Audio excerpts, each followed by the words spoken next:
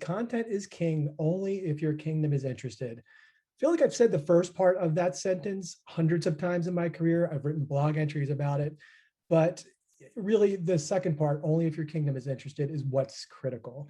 I think that's where so many of today's brands get it wrong. We tell the wrong story at the wrong time. We have no customer focus. And really, at that point, content doesn't matter if you're not getting that part right. So that's why we need our next presenter, Gerry Moran, who is going to help us work through that. He's going to talk about 5 ways he's created and used messaging for large global tech brands to capture attention of their kingdom and stay engaged. Hey, Gerry, how you doing? Hey, Bill, how are you? Great to be Good, here. good. Thanks for having me. Yeah, absolutely. I've got a little bio here of you that I can read so that everybody knows who you are, but I'm sure most people already do. But let's get to it. So Gerry's a social media and content marketing strategist. He's worked for large global brands and digital agencies. He's the founder of Marketing Think Consulting, and you may know his work from his leadership roles at HBO, IKEA, Ralston Purina, Kodak, and a couple others, or from SAP and Cognizant, where you've spent, what, the last decade or so? Last decade. Sounds very long. Yes. It does.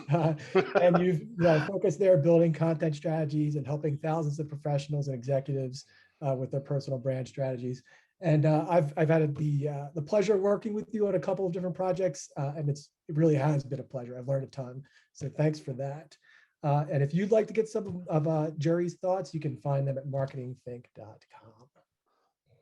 So welcome, and take it away, Gerry.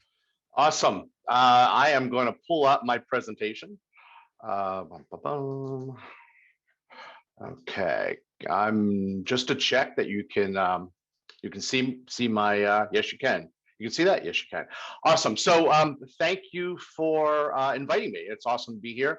It's great to work with the ScribeWise team and Bill and John and Lauren. I've been working with the guys for a while. So they were kind enough to ask me to share some thoughts on my content experience and social media experience at some of my past companies, recently Cognizant and SAP. So I want to take you through a whirlwind, fact-filled, actionable, idea-filled presentation today, and hopefully we'll get some questions at the end. And my hope is that you walk away with some actionable ideas. So content is king. Truly, as long as your kingdom's interested. Okay, so once upon a time, let's start with a fairy tale. Once upon a time, in a kingdom far, far away, content was king. However, the kingdom really wasn't interested. There you go. There's 2 people in the kingdom. They could be your customers, and they truly are sitting in that plane or train or whatever, dreaming of interesting content. So here's what we know about kings. So we're going to keep a royal king theme through today's presentation. Here's what we know about kings, and we've all been there. We fear calling out what's not working. The emperor has no clothes. Sometimes that strategy that comes from the king, people who are creating the content, is a little short-sighted. And then sometimes whoever's giving that experience, or I'm sorry, giving that direction, really doesn't have that experience. We'll say too little experience. So hopefully we all know who those kings were. So the takeaway from today is, how do we create better content to keep our kingdom interested and to serve our agenda? And that's really what it is. It's we're in the business to sell stuff, but at the same time, we have to use our content to keep that kingdom, that audience, that target audience, really interested in what we do. So David Ogilvy, the notorious king of advertising, really says, in probably not these exact words, but the more informative your social media content, thought leadership, and messaging is, the more persuasive it will be. I think that makes a lot of sense. No one is, if you've worked on a tech side, and I've worked on 2 big tech companies for the last 10 years, no one's buying. Hey, I've seen a lot of content that says in these types of words, supply chain is for sale, IoT is for sale, AI is for sale. No one really cares about that. They want to learn how these things fix their problems. And if you look at content is content. The content marketing, I think, is a term that a lot of people just don't get. from the leadership positions down to a lot of different agencies, not Scribewise, that puts out content. In the bold word, the bold phrase, the big takeaway here is really, it doesn't explicitly promote a brand, but it's intended to stimulate interest.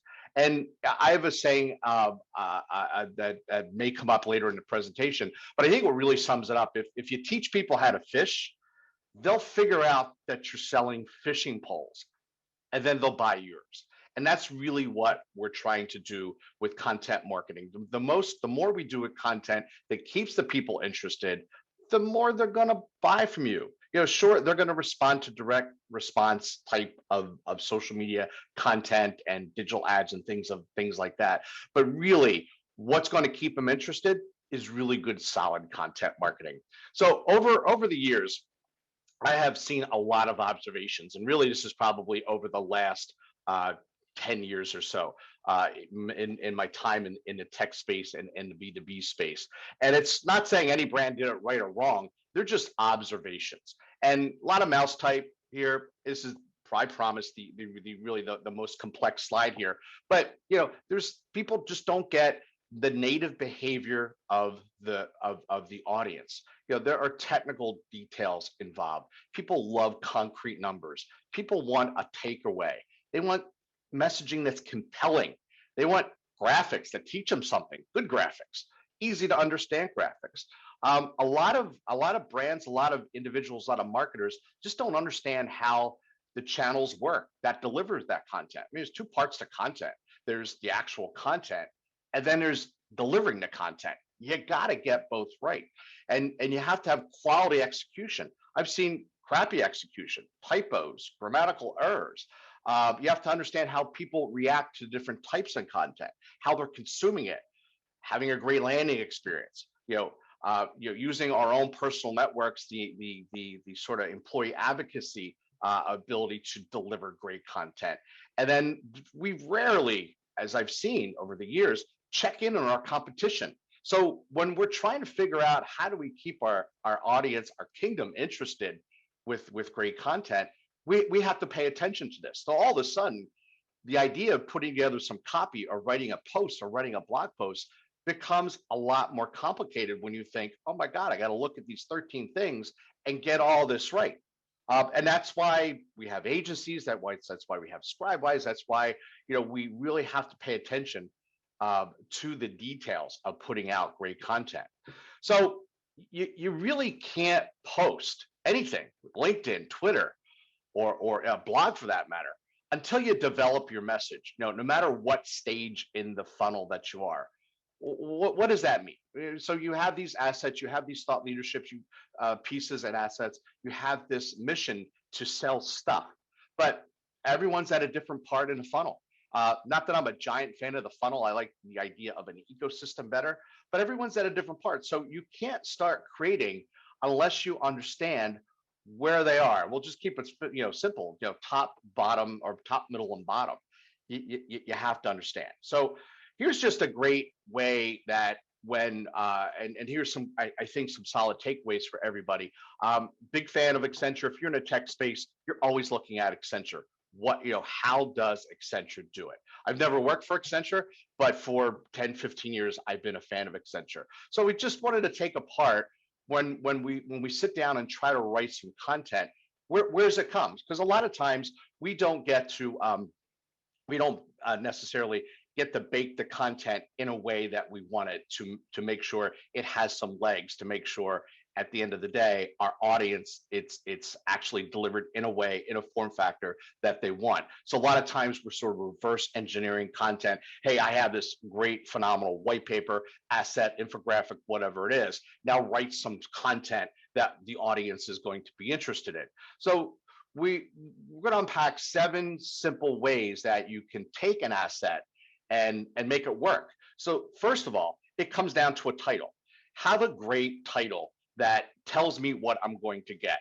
In this one, hey, I'm going to move beyond CX, customer experience, to the business of experience. So, and really what it is, it comes down to experience. So that is obviously a really key thing to focus on today, the customer experience. Now we're moving it to the business experience. So we have to have a great title.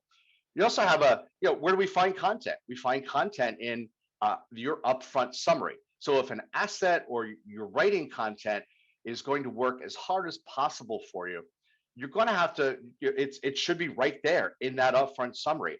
And the question is, are these assets written correctly, developed correctly, or are they just sort of thrown together more of I think versus I know? So a lot of these great gems for the messaging to support where you are in that sales funnel, buyer journey, you're going to find a lot of things in that upfront summary.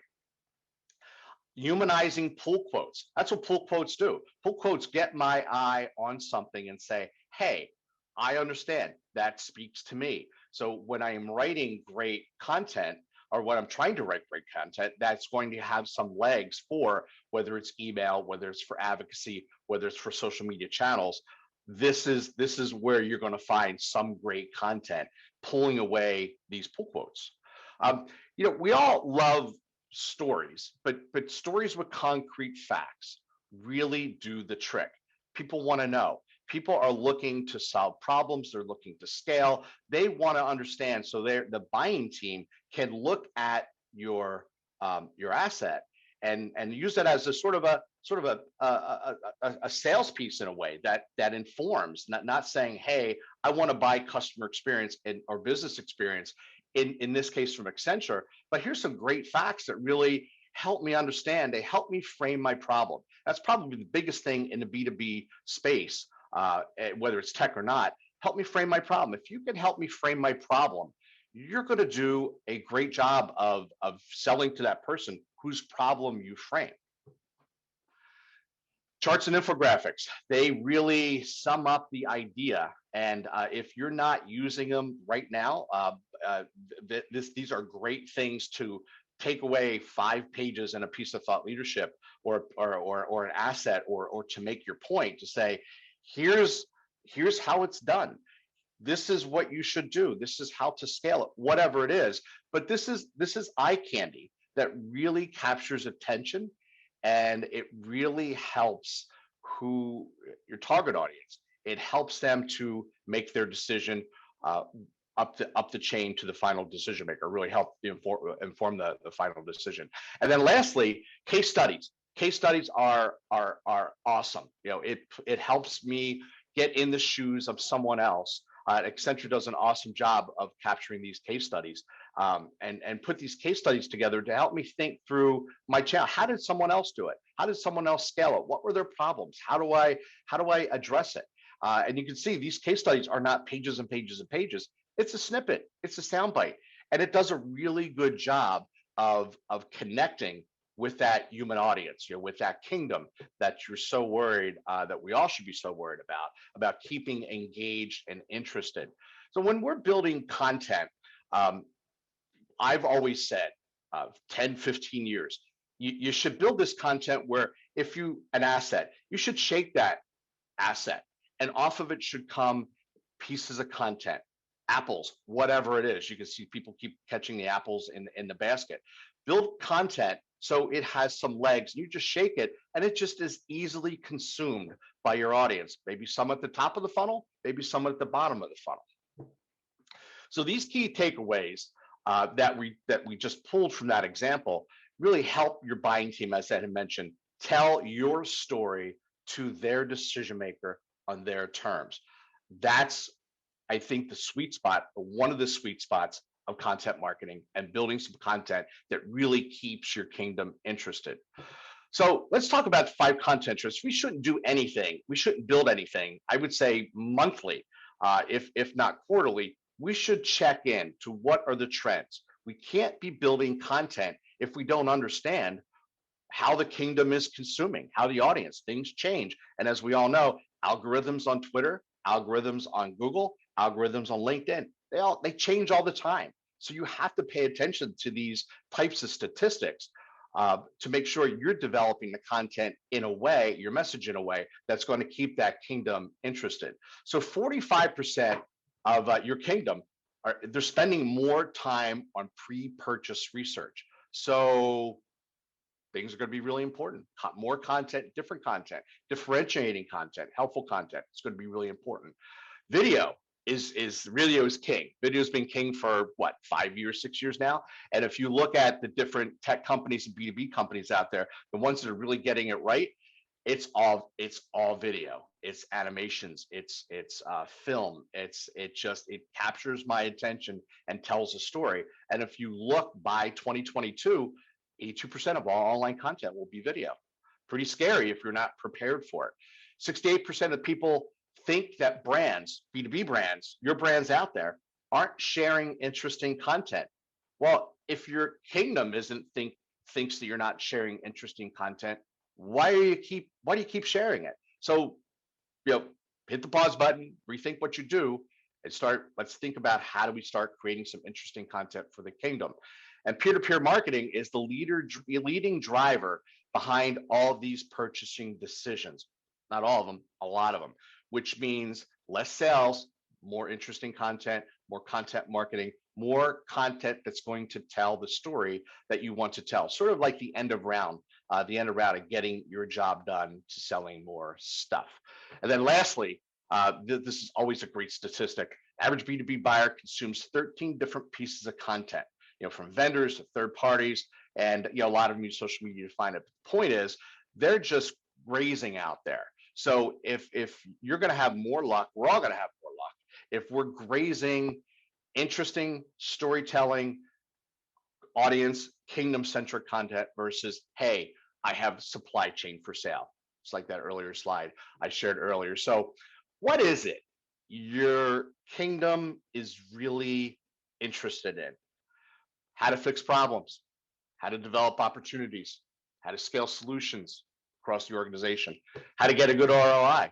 You know, that's it. If you can tell a story and capture attention there, you're helping people frame their problems, identify opportunities, sell it up to leadership with all these great facts, case studies, whatever it is. So the question is, now that you know what they're interested in, how should you really act on it? There was a great chart out there. A friend of mine, Kenny Madden, giving him props here, is it's really, you want to be a smarketer. We're in a business. We don't sell, we don't thrive, we don't sustain our business, and then we go out of business. So you need to sell, but the marketing, telling that story with content, that's really what the customer wants. So as soon as we figure out how to mix selling with marketing the right way, and we all do. So that intersection in the middle, the bigger it is, the better you're going to be, and that makes you a smarketer. What you don't want to do, you don't want to be a smeller. If you have that section between selling and that section between marketing, that means you're smelling. So you're just not doing it right. So our goal is to, how do we get that selling and that marketing circles together to make that intersection as big as it can be, to be a smarketer. So here's how we really get to the kingdom's crown jewel in a very easy, I don't want to say easy way, but it's the 3 C's. It's community, cultivation, and conversation. So when we can use our content that connects with the community, our audience, our kingdom, whatever you want to call it, to cultivate that relationship, give me more of what I need. Give me more that's going to help me find out what I should be working on next quarter, next year. What are the opportunities? What's the competition doing? What's the industry doing? So I can start a conversation. So really, content marketing will help you drive lead or secure leads, but really those leads end up into conversation. So we want to figure out the best way of creating content that reaches your community, is relevant to them, cultivates an interest, and drives a conversation. The 3 C's. We hit that sweet spot, and there you go. It's sales. That's not saying that content marketing is the only thing that's going to drive sales, but it's one of the things, and this is how is easy to think about it. And when we think about it in this way, in this chart, it's a lot easier to sell the idea to leadership, to say, hey, I need to find a resource who can help me create this content, or we need to build a team to create this type of result of extra sales. So, I think this is a great takeaway for everybody. Now let's get to a few keys to unlock the kingdom. And Bill had mentioned five. I think I have a couple more than five. But ask yourself these three magic questions. And this is just a great way when we start and we want to think about creating content that's going to be interesting to the kingdom. First question is what I'm writing an ad, or is it a value add? And it really needs to answer the question, so what? If you answer the question, so what, I'll read it. Your kingdom will read it. First obstacle. Second one is, does it help me solve a problem or spot an opportunity? So you may spend a lot of time, a lot of money writing it, but if there's no what's in it for me, I'm not even going to click through it. So there's a lot that goes into that. If you think back to the white paper from Accenture we were talking about, it's the title, it's the headline, it's all those things that say what's in it for me. Make it easy to consume, so I understand the what's in it for me. Simple stuff. It's not done on a regular basis. And then lastly, is it shareable? To me, if you create content that is shareable, and which means someone will share it, that's an enormous proxy for me, and should be for you, to say, I nailed it. This is interesting content, because I'm not sharing it if it doesn't make me look smart. If it makes me look smart, it's going to make other people look smart. They're going to like it. They're going to comment it. It's going to start conversations, et cetera, et cetera. So, and then you hit that sweet spot. It's all about the sweet spots. I love those charts. So we want to create a different piece of content for each part of the funnel or ecosystem. And so this is a fruit funnel that I put together, which is sort of silly, but I think it tells the story. So in a way, there's different messages at different parts of the funnel, or basically the buyer's journey. And if I'm not aware of what you do, a metaphor, this is really a metaphor funnel. Really, it's about, hey, we sell fruit. So I want to put together this chart that this asset or this content. So let's create content to create a video, 5 ways to live a healthier life with food. So I'm getting on your radar that, hey, this business sells fruit. Now, then we sell bananas. Okay, we sell bananas. We sell fruit. We sell bananas. So I want to go a little bit deeper, cultivate that community, cultivate that that sort of consideration. And hey, I may put out a 3 summer banana recipe infographic. And a little silly, but hopefully you're following me here. And then lastly, we want you to buy bananas. And then we put bananas on sale. I can't sell bananas to you unless you understand I'm in the business of selling fruit. And that's really a really interesting way, an easy way, and a metaphorical way, storytelling way to try to explain it to your organizations or to your leadership, to your company, whoever it is you're talking to, you're trying to sell. So great messaging starts with great takeaways. This is one of the biggest things in all the years I've been working. When someone looks at an asset, they don't understand, well, what's the most interesting thing? Here's a white paper. Here's an infographic. It seems to be tough for some, but here's a great way to kind of craft the perfect takeaway, how to think through when I look at that big asset. Inside the chart of the day I just think it's an awesome example of how they get their takeaways the right way. They even name it key takeaways. There's your chart. And then here sets up the pandemic has shaken up the grocery industry. E-commerce sales will surpass 11 billion. And then there's the competitive where they sit with their sit with the competition. So just nail the takeaway. Sounds simple, but the easier and more simple the takeaway is, I think the more interesting the content, your content is going to be. Form factor drives a lot of engagement.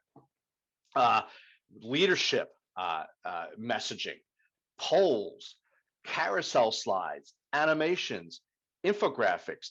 These weren't necessarily the form factors of getting the message across 5 years ago, 6 years ago.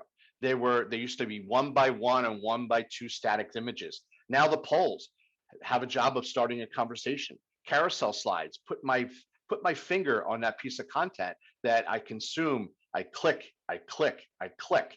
And then infographics are probably one of the most shareable pieces of content that are out there that make me look smart. These are all really high engagement types of containers, of creative containers that help you tell your story, that keep the kingdom interested. So a lot of different companies put these out there. This was just keeping with that theme of like aspirational brands. These guys do a really good job, and it's figuring out. Let's figure out what the story we want to tell. Now match the different container that I need to put it in. Different industry, different content, different engagement. Basically, every industry doesn't have that same laundry list. Okay, so in this instance, if I look at AI in healthcare, let's say I'm selling AI in the healthcare industry, BuzzSumo has an awesome tool out there that tells us in this space, based off of hashtags, in this space and influencers, in this space, lists and podcasts in this time in 2020 really drove a lot of the engagement. So when you're sitting down to try to tell your story, think about using a tool like BuzzSumo. It also tells us, the what, why, and how headlines drive a lot of engagements in cloud. So if I'm going to write a cloud article, let's say, these are the types of headlines that are really going to do the trick for me. LinkedIn's the biggest gear in the content delivery engine. I've seen it. I'm sure you understand. You have seen that. Here's this is the technical part. If you're going to write content that lives on LinkedIn, get it right. Get the messaging right. Get the stats right. Keep it to 100, 140, 150 characters. Use a graphic. Mention someone in a post. A lot of different things that really you need to consider that give your content some legs. And here's just great examples of brands still delivering different messaging that's out there. So see more. Again, this is sort of the technical part. Keep your LinkedIn post to about 140 characters. You want to avoid the see more unless you can put your messaging at the top of the at the top of that, sort of above the line. Put a lot of stuff below the line if you want, but you really want to, when you get your message across, to keep your kingdom interested, so they click through and they spend a little bit of time and they go to where you want them to go. Get your message and keep it at the top. Okay. The best way to add a story or add value to your post is to tell a story with concrete numbers. And this was a past coworker of mine who showed an example. She was the CMO of a Break Cove. Use concrete numbers. Always use concrete numbers when you can to capture attention. It says versus you think. It's a number that people latch onto. And I can't beat that drum more enough to keep your kingdom interested. Use some numbers. Just don't put fluff up there. Great storytelling will start a conversation. And carrying off of that example of the prior slide with Sarah, we're telling a story. I always try to tell a story. Big graphic, some insight, put a fact out there, and if I'm lucky, it tees up a conversation. And when I start a conversation online with, whether it's one of my polls or whether it's a LinkedIn post like this, people know about me more. And my online presence goes up. And if they have a question, they reach out to me, and I get great invitations to the ScribeWise Marketing for Humans webinar and event today. That's what helps you with your cred, that helps you build awareness and cultivates that consideration and helps you start conversations. And to me, starting conversations like this, whether you're a big brand, whether you're a leader, or whether you're a subject matter expert, is gold. It's awesome. It's the crown jewel, if you will. LinkedIn hashtags are doorways into communities. Really, they really are. And if you're going to be messaging and you're going to be creating content, in addition to SEO, which I know John is going to speak to next, you got to use the right hashtags. You may be talking about evolutionary AI, but no one else is. And then you have this really large community around AI, but it's not really called AI, even though AI has about a little over 500,000 people following it. Get the right hashtags on LinkedIn as well as Twitter, but I'm looking at LinkedIn as the biggest engine. Include hashtags and mentions below the fold. So there's a lot of great things for your messaging. There's a lot of things, a lot of great things you want to include in your messaging. I get it. Sometimes it doesn't fit in 150 and 140 characters. You want to put the big message up top, but the other part of the message, or that secondary, people are going to click through, drop it below the line. Drop your hashtags below the line. Drop your mentions below the line. Easy enough. But really, you want to think through the most important thing. The key message is up top, but those other things, that meta strategy, that meta content, that's going to make your message work a little bit harder. People that are following hashtags, other people that are speaking today, you can see this on the right hand of the post. You want to make sure you put them below the line so it doesn't necessarily take away from the big message at top. It may be content marketing 101, but I tell you, a lot of us don't get it. You want to start conversations with LinkedIn polls. A lot what I had said before in that prior observation, and then just wrapping up. Here's some takeaways. Before you serve up that content, to your kingdom, you just want to take the step back, create a checklist. You want to be relevant, add value, vary the messaging types, use the right message type and form factor that people are really going to engage with. Provoke some thought, use visuals, tell stories, especially with concrete numbers. You want to educate and not sell. Always want to be on brand, obviously. And then lastly, you want to spell things correctly. So you may spend so much money on your message that you may not actually just undermine what you're trying to do with a typo or grammatical error. So hopefully you learned something today, keeping in with the kingdom theme and the king. So if you didn't know, now you know.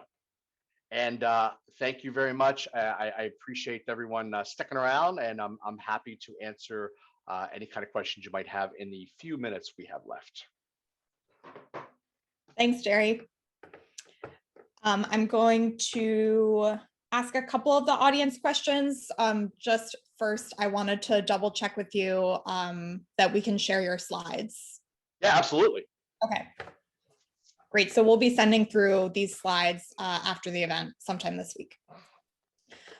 So one question that I think is interesting when thinking about content, especially for B2B organizations where the topics and conversations might be really complex, is how do you handle getting the point across without getting so bogged down with that complex content? And is there a way to present some of that more complex content in a way that may break the rules? For instance, using colloquial language instead of formal language.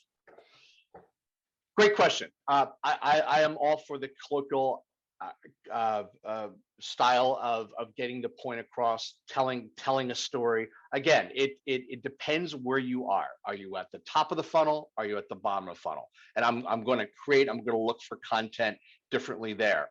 But at the top of the funnel, you want to, and like I said in the presentation, you want to answer questions. What are the pain points? How can I address the pain points? What's the fact that helps me think through the pain point or find the opportunity? What have others done? And it's because something is so complex. I mean, that's the hard thing. How do you make the complex into the simple? How do you come up in one 140 character statement or one small ebook? What are the 5 questions I should be asking about whatever my problem is? And if you position it like that and you get people to consume it and make them go, then I'll read a little bit different. It's not to say that you can't put complex content out there. Ease into it. And I think those types of guides, the 5 questions you should ask, the 10 things, the listicle approach to things, as much as we roll our eyes with it, this is the top performing content that's out there. So put it in that form factor, make it really easy, and sort of look at it as a nurturing set of content or a nurturing relationship. Simple questions, then leading to the more complex stuff. Great. Yeah, that makes a lot of sense. Another question that I think is interesting, you mentioned earlier in your presentation that we often get stuck working with kings who are not experienced. So how do you convince the maybe unexperienced kings, so to speak, that their ideas may not be working? Yeah, you know what? It may never happen. It may never happen, and I've certainly run into some of those kings myself. But you know, uh, my secret sauce has always been to tell a story, use a metaphor, and use results. And at the end of the day, I used to work with someone on the team that always talked about growth marketing, which was about showing how testing and learning and showing by doing it this way, we're going to generate 2x, 3x, 4x response. And it's built in a way that it can scale. So we can do it the old way, which may generate a 10% response. But if we do it a new way, you may generate a 50% response. And here's the data. And I think at the end of the day, you do that convincing with data and being able to tell a story with that data. And if you can't convince your king, maybe you're just in the wrong kingdom. Yeah. Great. And I think we have time for one more. So I'll ask this one. How do you tell a consistent story across multiple channels without the message becoming too repetitive? You write it down. You put together a roadmap. You have a strategy, and then whether it's a whiteboard or whether it's Evernote or whether it's your content roadmap, you look at here's what we're trying to sell, here's what we're trying to convince. These are the key points that really support what we're trying to do, not too high level, not too in the weeds. And then let's go to the channel that's going to drive the most engagement, awareness, engagement, and have the biggest ability to start conversations for us. For some, it might be blogs, and SEO will drive that. And other promotion. For some, it might be LinkedIn. For some, it might be Twitter. Some, it might be YouTube. So you have to figure out, you have to understand the audience. You have to understand the form factor of each of the different channels that are out there, and then just gently place it in a calendar and see what works. And then at the end of the month, say, okay, this worked, this didn't work. You don't necessarily, it's okay to be repetitive across the channels because your audience are going to be in these different fishing holes. Okay. So you have this Twitter fishing hole, you have this LinkedIn fishing hole, and the likelihood that they're going to consume both, I have found that the incidence is pretty low.